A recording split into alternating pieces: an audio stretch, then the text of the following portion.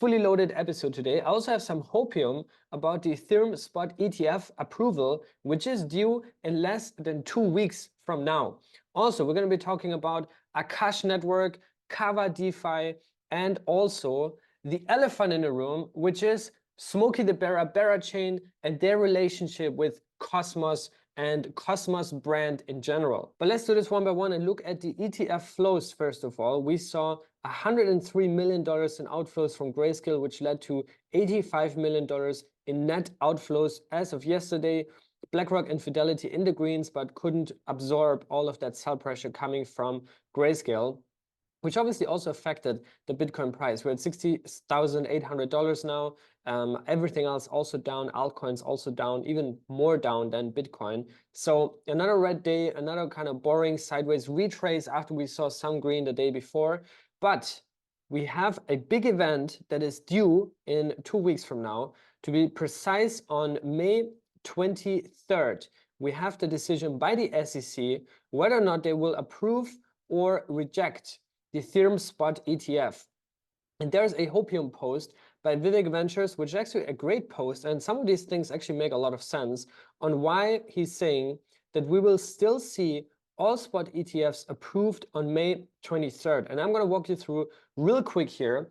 The first reason he is giving is that ARK and 21 shares whose spot ETH ETF decisions are due on the 23rd removed staking from their application, right? And the thesis is here that the SEC actually gave a heads up to ARK and 21 shares, signaling that they would approve it if staking was removed. So this is interesting, and this literally happened yesterday. Then we have Grayscale withdrawing their ETH futures ETF application, and he's saying that Grayscale fights and does not lose. They basically forced the SEC to approve the BTC ETF, and they wouldn't do this if they wouldn't know or be signaled by the SEC that an ETH ETF was imminent. Then we have a fact which actually makes this whole debate on whether Ethereum is a security or not obsolete, which is that the SEC already approved ETH future ETFs. And by doing that, the SEC actually implied that ETH is in the same boat as BTC and that it is a commodity and not a security. And note that this was done after the merge, when Ethereum switched from proof of work to proof of stake. And there were a lot of discussions on how that would change the nature of the asset. But in my view also, it doesn't actually change anything. And yeah, that's why I think this is also a conversation that has actually already been addressed, right? Then there was actually a time where Gary Gensler said on record, apparently ETH is a non-security. I guess that was a longer time ago. I also remember that Gensler said positive things about Algorand, for example, and other cryptocurrencies years ago. But yeah, now he's very much fighting against it. Then you also have the question, what is the SEC actually doing? What's their actual agenda? Because it's clearly not protecting individual investors. My thesis has always been that they want to roll out a central bank digital currency, a CBDC, and they don't want people to get used to the crypto standard, to a decentralized permissionless world. They don't want people to learn about this stuff. They don't want you to even be subscribed to my YouTube channel, to other YouTube channels. That's why I'm also banning YouTube channels left and right, because they don't want people to be educated. They want people to be blind sheep and basically follow their CBDC standard, right? And the US is not the only economy, the only country that wants to do that, right?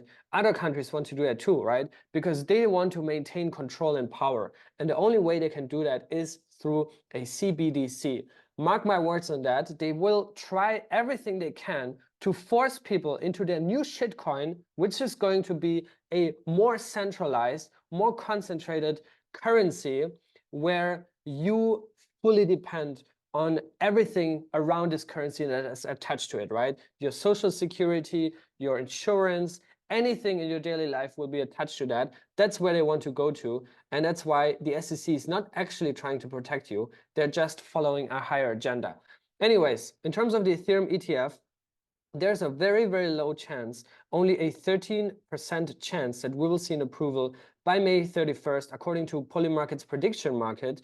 So this is a very low probability, obviously, but also I laid out just now some bull cases, right, and some hopium on why this would still be approved. And I think if this thing gets approved, we would see a massive alt season immediately, right? We'll see a massive alt season, a huge DeFi summer, a huge alt season summer, and it would be very, very fun and very nice, right? And we all deserve it, to be honest, because if you look at altcoins in general, altcoins are still down bad from the all-time highs, right? Even Solana, like everyone loves Solana, is killing it, $144. Oh my God, that's insane, that's amazing, right? Huge, huge price. But then you look at the all-time high, was it $260, right? Still down almost 50% from the all-time high, 44% for one of the top performing altcoins out there, right? So we're far away from price discovery. We're far away from an actual alt season. And yeah, that's just where we are right now. Anyways, I want to talk about some drama. Let's get the drama out of the way. There were a lot of drama on Twitter in recent days. To be honest, I'm not using Twitter as much anymore as I used to in the past. I think it's yeah, there's just a lot of Karens also out there. There's a lot of unnecessary drama that just gets created because people are bored, to be honest. People are bored, so they go on Twitter and they tweet stuff. But anyways, there was basically a drama created because Smokey the Bera, the Berachain founder, he came out and he was basically publicly clarifying that Berachain does not want to be associated with the Cosmos brand. They don't want to be recognized as a Cosmos chain, right? We already heard this half a year ago or a year ago from DYDX, right? When DYDX migrated away from Ethereum onto launching their own Cosmos L1, they literally came out and said, we don't want to be branded as a Cosmos chain, right? We don't care about this. We just care about the product. And Cosmos is providing the best technology stack that we can build on. And we just want to use that. And then we want to focus on the product, right? And I've been preaching this over the past year, pretty much, ever since that happened, because I saw that, you know, and I thought a lot about it. It's not actually about Cosmos. People don't care about that, right? It's not about the brand. What actually matters is adoption. What actually matters is what are developers saying? What are they using? Which stack are they using, right? And the Cosmos stack is one of the most widely adopted one, right? It's all about sovereignty, customizability, interoperability, right? IBC, the most adopted interoperability standard there is. Now, does it really matter if Berachain says, oh, we're a Cosmos chain? Actually, it doesn't really matter at all, right? But I do think, and that's also where I understand Smokey, that the Cosmos name has a lot of old baggage carrying around, right? Which, to be honest, also Ethereum has, right? Ethereum fork, the DAO hack, even Bitcoin, right? Block size wars, the civil war in Bitcoin. There's a lot of like drama in all of these ecosystems, no matter where you look at, right? Especially the ones that are more successful, they have more drama, right? But I understand that people, first and foremost, when they hear Cosmos, they think of Atom, right? They think of the Cosmos hub, and there's probably, yeah, just a handful of chains that had more drama than the Cosmos hub, considering that we had the huge Atom 2.0 failure and drama, massive infighting between the founders, between the core developers, between a lot of organizations around fundamentals about tokenomics, right? We've been covering all of this here on this channel, right? Because to be honest, it's also a natural side effect, in my opinion, of decentralization, right? The Cosmos Hub has fully decentralized on-chain governance since day one. And a lot of these decisions, while being leaderless, there's no Cosmos Hub foundation that naturally caused a lot of drama. Now, the fact that Cosmos Hub has it in his name as a chain means that Cosmos has this negative, taste around it, has this bitter taste around the brand. Now, the truth is that Cosmos as an ecosystem is not at all about the Cosmos Hub and Atom, right? The Cosmos Hub and Atom is just one chain in that ecosystem, right? One sovereign layer one blockchain that is equal than all the other chains, right? The Cosmos Hub is just the first chain that brought this whole technology to the market, bootstrapped all communities. But now there are other chains. Some of them are even bigger in terms of market cap than a Cosmos Hub. For example, Fetch AI, and they are now the main actors, the new main actors, right?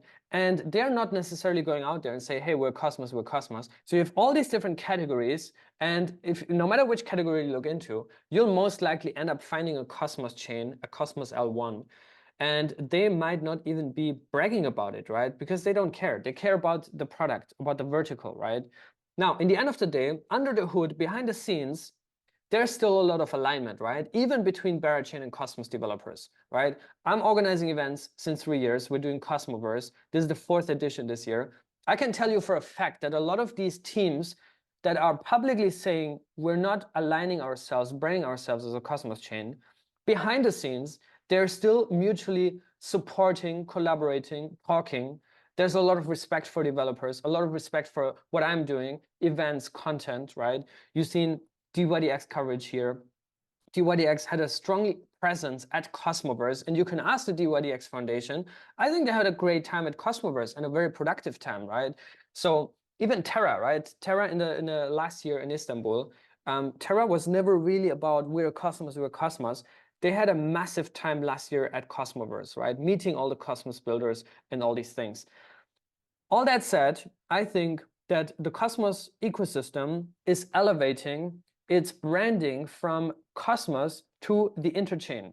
And we're in the process of that, where I think the Interchain is a much more neutral term, and there is no clear chain that is affiliated. If you hear the term Interchain, you don't really think of a coin or token, right, or a project. Whereas if you think Cosmos ecosystem, you think of Cosmos Sabanatum, and you immediately have this negative taste around it, right? So I think the Interchain is a higher term that basically describes IBC, the Cosmos SDK, right? And all these fundamental technology stacks, right? Comet BFT. And the Interchain is just what is being built with that stack, right? All these projects in that bucket. So we will have a lot of education here on CryptoCito around that. And to be honest, this is something that we just as a team have thought about and we want to do moving forward. It's not something that we're coordinating with any of the institutions like the ICF, for example, because to be honest, because also I responded here to Smokey's tweet and said the ICF should have taken a much more proactive role to represent Cosmos, which they clearly failed doing that. They took a backseat, the backseat of the backseat to promote Cosmos philosophy, community building, events making, right? And I'll show you in a second what Solana is doing, and they're absolutely killing it. Developer onboarding funnels, investor relations, right? Content, right? Education, podcasts.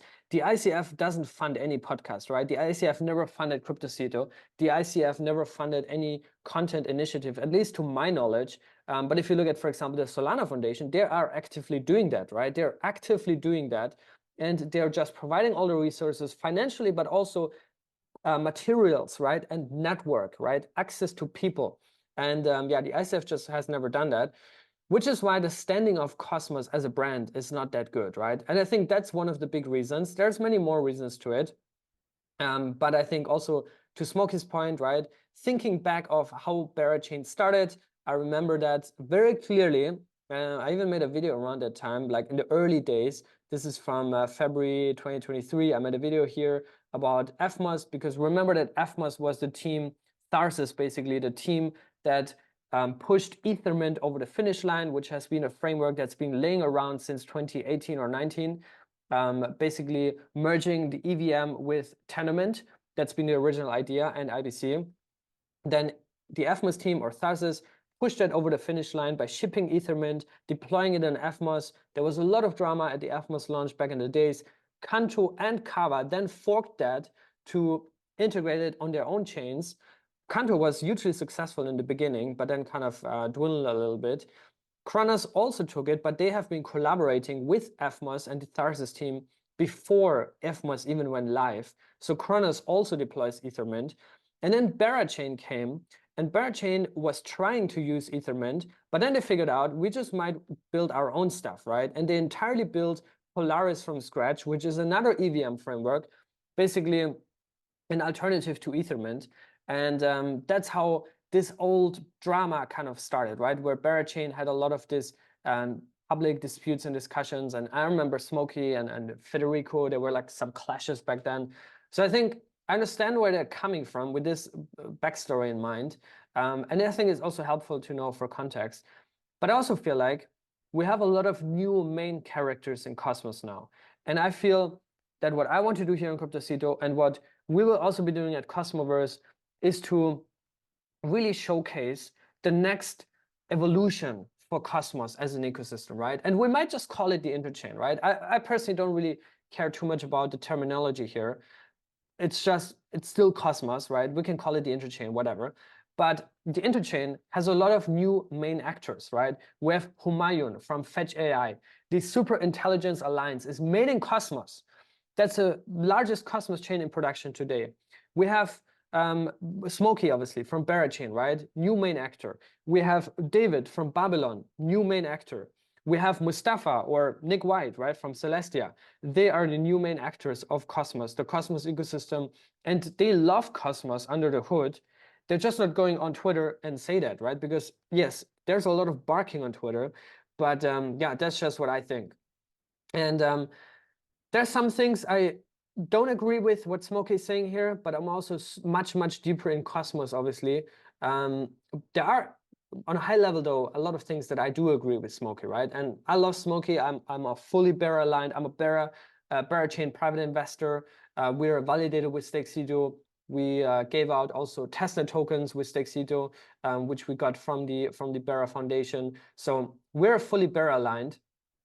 We love Bera. And also in response to Smokey's tweet here from yesterday, Nimos from my team, stkXPRT, my co-founder, is like Bera and Cosmos peeps behind the scenes actually are friends, right? And you know, Smokey is like, yeah, we're one of the good ones. I mean, it's not that he kind of just hates Cosmos. I mean, in the end of the day, Berachain is also using Cosmos, the technology stack, right? Berachain is a Cosmos SDK chain. Polaris is an EVM framework that yeah, is built on Cosmos, and that's all about that, right? They're deploying a new consensus protocol, proof of liquidity. They have a lot of innovation around that. I think the next iterations of Berachain, Smokey was saying that they also want to align and be more kind of affiliated closer with the Ethereum world, even though, I mean, I personally think there's a lot of drama in the Ethereum world as well. If you think about all the L2 wars and Optimism versus Arbitrum and all these other ones, L2, L3, L4, there's a lot of infighting as well. So yeah, that's all about that. And now, as promised, why do I think Solana is doing so much better? Well, Solana, for one, is a monolithic chain. It's an app chain, right? Solana is an app chain. And that means there's base token alignment, right? Everyone building in Solana is rallying behind Sol as the asset, right? In Cosmos or the Interchain, you have Tia, you have Say, you have INJ, you have Crow, you have Atom, right? You have Osmo. You have all these layer one base tokens. So you have natural fragmentation that their founding teams, their investors, their core community is rallying behind that token versus this other coin, everyone's rallying behind that, right? I've always been very open-minded, I'm very neutral, as good as I could, because I've seen a lot of shit as well behind the scenes over the years, to be honest. If I were to share stories, I think I would have to open a separate YouTube channel for that, of a lot of the shit that's been going on over the years, not just in Cosmos, but just overall in everything that I've been you know, seeing over the years in crypto, but also in the Cosmos ecosystem and talks behind the scenes. But that's just natural to, you know, human nature in the end of the day as well, right? I said to you earlier, I'm kind of slowing it down on Twitter because there's just so many Karens, so much wild barking from people that aren't even fully aware what they talk about, right?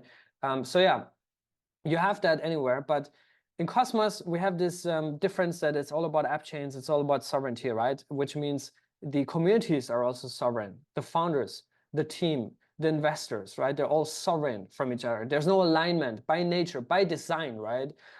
So that's a one big thing. Another big thing is also that the Solana Foundation is just taking a much more proactive role versus the Interchain Foundation, the ICF, is not. They're taking the backseat of the backseat, right? And they're obviously, yeah, reasoning that with, you know, we want Cosmos to succeed without us being kind of, you know, responsible for it, which kind of makes sense, but also it doesn't, because the Solana Foundation is taking a more proactive role and they're just killing it, right? They're hosting events like this, where I was last night at dinner, sundown social, absolutely amazing. The way it's like flowing and the value that you have in just connecting local communities over and over again, almost building friendships with them. Super Team, what they're doing is absolutely underrated for Solana. I think Super Team is mostly responsible for this retail hype that we're seeing now in Solana. There are 14 super teams in the world in 14 different countries, in Germany, in Turkey, in India, in the UAE, Vietnam, all around the world, in all crypto hubs around the world, which is an amazing strategy. And what they're doing is basically they get funding, they get funded to host events, to host initiatives, to onboard developers, to onboard investors, to educate investors, and to just build a community spirit. And I go there to these events, and I feel that this is exactly what needs to be done, right? This is exactly what builds this cohesive, aligned community spirit that Cosmos doesn't have. We have tried and done it over the past years with Cosmoverse. We've done our best, but to be honest, it's not easy, especially if you have zero funding. If you have zero funding, it's impossible to do, right? You need a lot of funding for that. You need basically backing of unlimited amounts of money to be sure that if anything goes down, you're not wrecked, right? Because physical events and those initiatives, right, even like building online communities, online content, newsletters, all that stuff is very, very expensive to do. You need a lot of resources, a big team, passionate people, and Alex is just absolutely mastering it, right? He's absolutely mastering it. And yeah, it's always great to be at those events and see what they're doing. Anyways, let's talk about individual coins before we wrap it up. We have XPRT liquid staking now live on Persistence 1, finally stkXPRT, where you can now liquid stake your XPRT on pStake, and you can also convert your staked XPRT into stkXPRT and then LP them on Dexter using Superfluid LP. So this is finally here now. You can do that on app.pstake.finance, and you can see your balances here, and then you can just liquid stake not only XPRT, but that's obviously the new one, but also, yeah, Stars, Atom, DYDX, and so on and so forth. We also have some news from Kava, which to be honest is one of the least talked about Cosmos chains there is, but one of the most OG. They actually built on Cosmos a long time before IBC even went live. They now passed a proposal already a couple of months ago where the inflation now is at 0, while the staking APR is at 7%. And note that Kava is also the chain that issues native Tether USDT. However, there's only $26 million in Tether USDT, while Noble has over 200 million USDC natively issued. So Tether USDT only 26 million. ERC20 USDT, there's 160 million in supply laying around here in the Kava chain. That's Kava, and the Kava price itself, like I said, 64 cents, also hasn't really done anything, still hovering around the lows here. 28 cents was the all-time low in 2020, and they're now at 64 cents. Still implies a $700 million market cap, but if you look at the chart, this is down, really, like it's just going down and down and down in a time where all altcoins are supposed to be going up, right? Or at least be on a much higher levels. They should actually be here between $3 and $4 right now. But they're not. So either this is the opportunity of a lifetime, or yeah, this is not going to recover ever. But considering that Kava has strong BD, a strong team, they have huge TVL, they have a strong institutional kind of network, not too much for retail, to be honest, even though there are projects like Kinetix that are trying to fix that. So Kinetix is building a DeFi platform, and they're also implementing and integrating AI solutions into that. And they also have their token launch coming up very soon. KAI is it now called. It used to be KFI, now it's KAI. And there'll also be an airdrop around that, right? We already know that it's going to be for Atom stakers, amongst others, but also Osmos stakers and some other communities. So keep an eye on that as well. And yeah, check out Kinetix. They have a lot of cool stuff coming up, and they might be the one to yeah, take Kava DeFi to retail, right? This is urgently needed. And the team behind Kinetix is, by the way, also the team that has built QuickSwap on Polygon. So they definitely know how to build retail products and to be first movers and flagship application in an ecosystem, right? Then we also have interesting news from Celo. You know that we are also running a validator on Celo with Stexito. Celo is an Ethereum aligned project, not a Cosmos chain, but they now are in the process of migrating to become an Ethereum L2, and they're going to use the Optimism stacks. So there was a proposal which stack to use. We also voted yes on that by C Labs to migrate Celo to an Ethereum L2 using the Optimism stack. Celo itself is also, yeah, hovering around their lows, to be honest. They're only at, they were at 37 cents in the lows. They're now at 78 cents. So yeah, Celo also very, very cheap right now, or very low. but they're also very actively building and actively shipping. I think they also need a lot more traction on the product and retail side of things. But yeah, Celo migrating to an Ethereum L2 might be a smart move. Then we have big news from Akash Network, big price movement news. We're going to look at the chart in a second, but it's absolutely massive. But what you need to look at is also the dashboard, right? The dashboard, Akash stats, stats.akash.network. And if you look at the total spend chart, how much in USD terms has been spent using Akash, right? You can see that this chart is absolutely through the roof ever since October. It just went vertical. And yeah, this is $487,000 that have been spent on the Akash mainnet. And in that context, we also have some news, more and more adoption for Akash Network. Eric Voorhees just announced a new project, Venice.ai.